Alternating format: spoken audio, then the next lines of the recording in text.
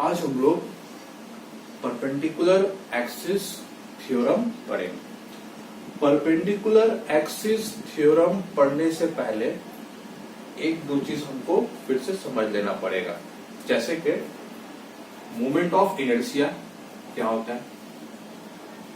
जैसे कि moment of inertia का हम लोगों ने फॉर्मूला देखा था।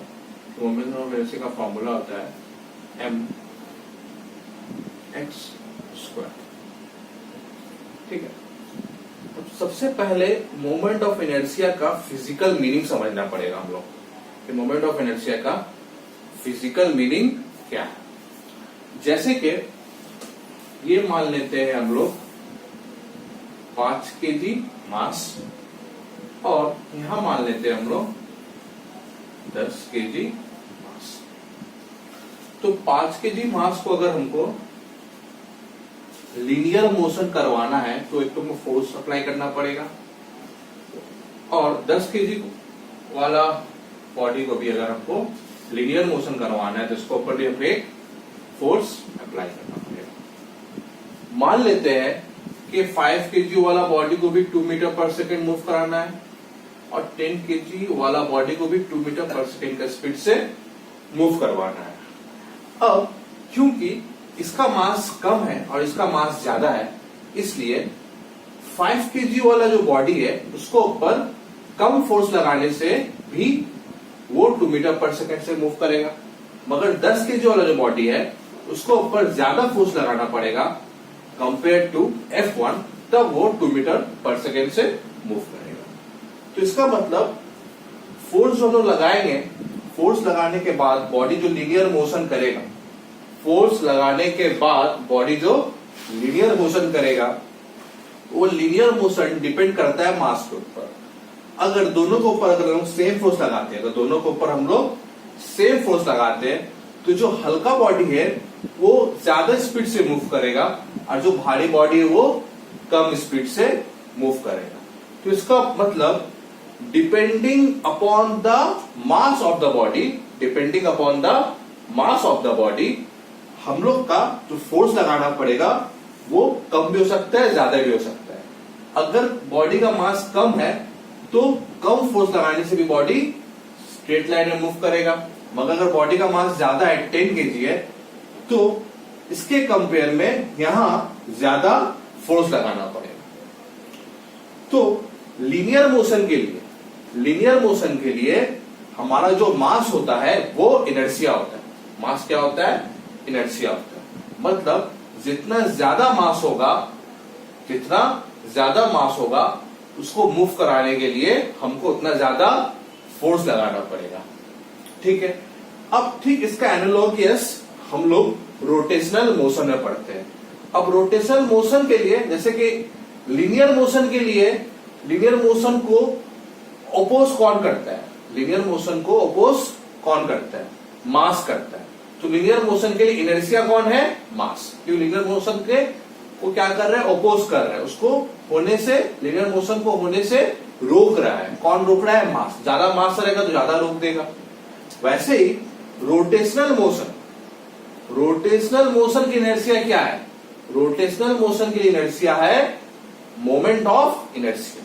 मतलब अगर किसी एक्सिस के अबाउट मोमेंट ऑफ इनर्शिया अगर ज्यादा है तो उस एक्सिस के अबाउट अगर हम बॉडी को मूव कराने मांगेंगे तो हमको ज्यादा टॉर्क लगाना पड़ेगा। अगर किसी एक्सिस के अबाउट मोमेंट ऑफ इनर्शिया कम है तो उस एक्सिस के अबाउट अगर हम रोटेट कराएंगे तो हमको टॉर्क कम लगाना पड़ेगा। फोर्स का जगह में टॉर्क लगाना पड़ रहा है, और जैसे कि मास लीनियर मोशन को अपोज कर रहा था, वैसे ही moment of inertia rotational motion को अपोज करता है। ज्यादा मोमेंट ऑफ इनर्शिया होगा किसी एक्सिस के अबाउट तो रोटेशन मोशन भी उस एक्सिस के अबाउट कम होगा। एक एग्जाम्पल देते हैं।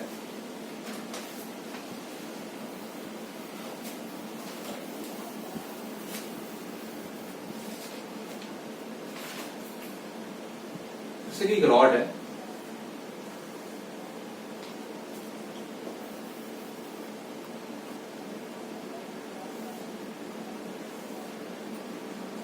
एक रॉड है, तो इस रॉड का जो सेंटर ऑफ मास होता है यहां पर होता है।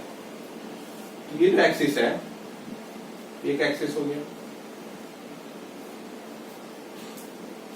और ये एक्सिस हो गया। अगर इस एक्सिस को हम I1 बोलते हैं, इस एक्सिस को एक्सिस नंबर 1 बोलते हैं, इस एक्सिस को एक्सिस नंबर 2 बोलते हैं, इस एक्सिस नंबर 1 बोलते हैं, इस एक्सिस को एक्सिस नंबर 2 बोलते हैं। ये जो रॉड है, रॉड का मास मान लेते हैं m और रॉड का लेंथ है मान लेते हैं l।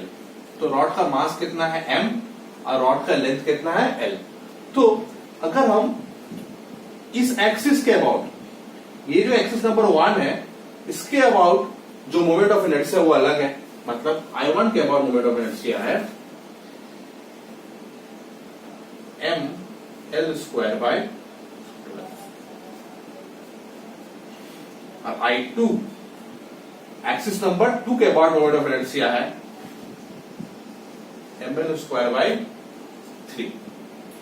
तो इस एक्सिस के about moment of inertia ml² by 12 है और इस एक्सिस के about moment of inertia ml² by 3 है।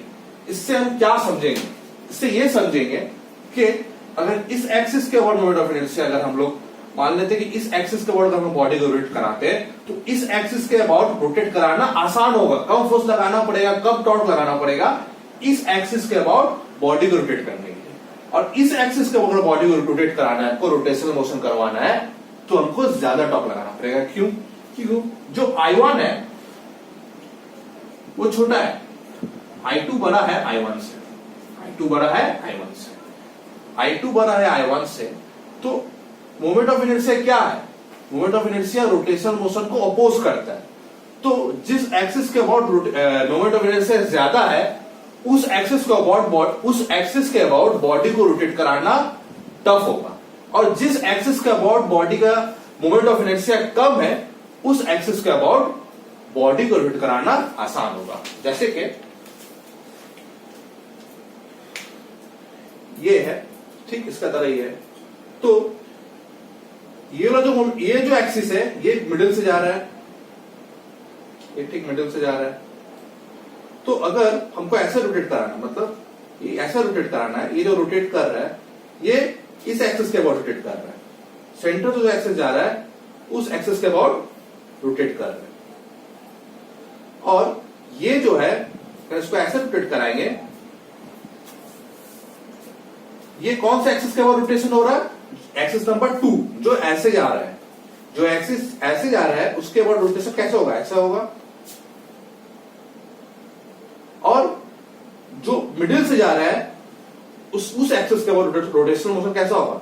ऐसा होगा। अगर हम लोग प्रैक्टिकली एक बार ऐसे रोटेट कराने का कोशिश करें, किसी नीचे जमीन में रख के एक बार ऐसे रोटेट कराने की कोशिश करें और एक बार ऐसे रोटेट कराने की कोशिश करें, तो देखेंगे मिडिल से रोटेट कराना ज्यादा आसान है। क्यों? क्योंकि मिडिल के रिस्पेक्ट में अगर रोटेट करा रहे हैं इसका मतलब हम एक्सिस 1 के अबाउट रोटेट करा रहे हैं, और एक्सिस 1 के अबाउट मोमेंट ऑफ इनर्शिया कम है, और एक्सिस 2 के अबाउट मोमेंट ऑफ अगर हम रोटेट करा रहे हैं, ऐसे करा रहे हैं, तो हमको रोटेट कराने में ज्यादा फोर्स लगाना पड़ेगा, ज्यादा टॉर्क लगाना पड़ेगा।